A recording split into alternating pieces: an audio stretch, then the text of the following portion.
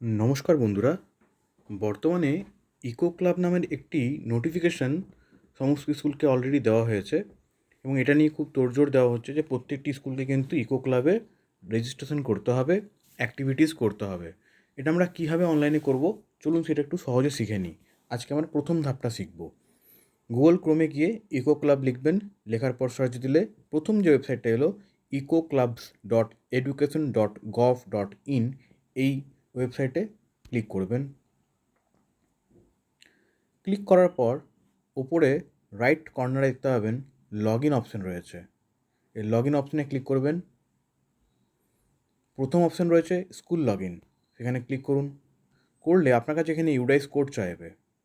আপনি এখানে UDISE code দিন আপনার স্কুলের।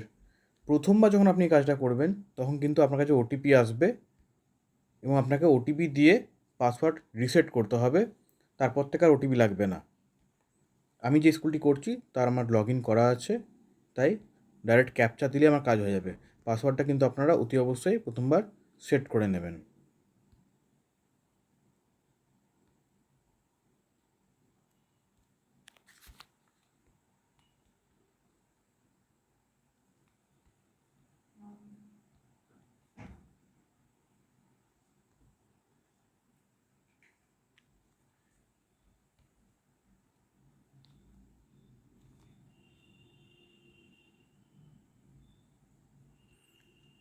লগ ইন হয়ে যাওয়ার পর আপনার কাছে এরকম একটা ইন্টারফেস খুলে যাবে, যেখানে দেখুন নিচে লেখা আছে ডাউনলোড ওয়ার্ড ফাইল।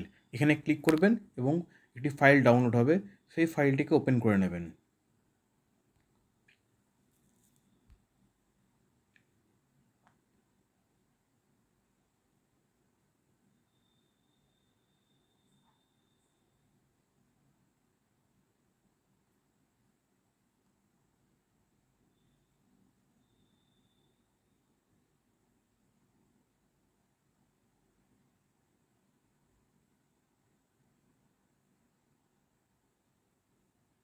দেখুন ফাইলটি খুলে গেছে।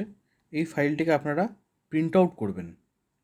করার পর দেখুন এখানে কতগুলো প্রশ্ন রয়েছে যে we the student of dash school name, এখানে স্কুলের নাম দেবেন। দ্বিতীয় লাইনে রয়েছে the eco club for mission life is headed by, school প্রিন্সিপালের নাম দেবেন, HTTIC যিনি আছেন।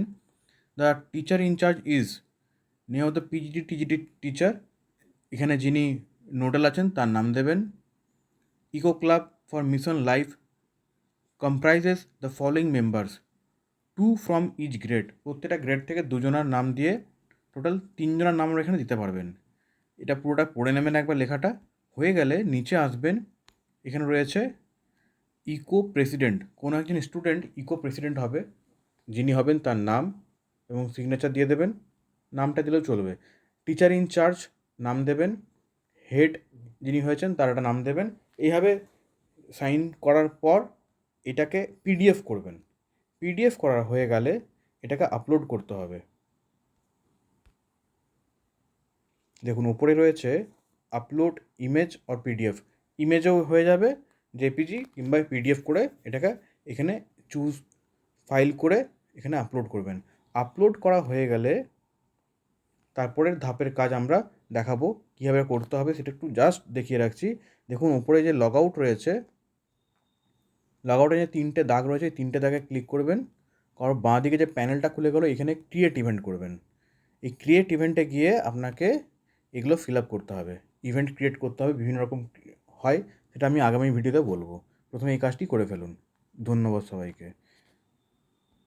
লাইক, কমেন্ট আর চ্যানেলটি সাবস্ক্রাইব করতে ভুলবেন না। সঙ্গে আছি, সঙ্গে থাকুন।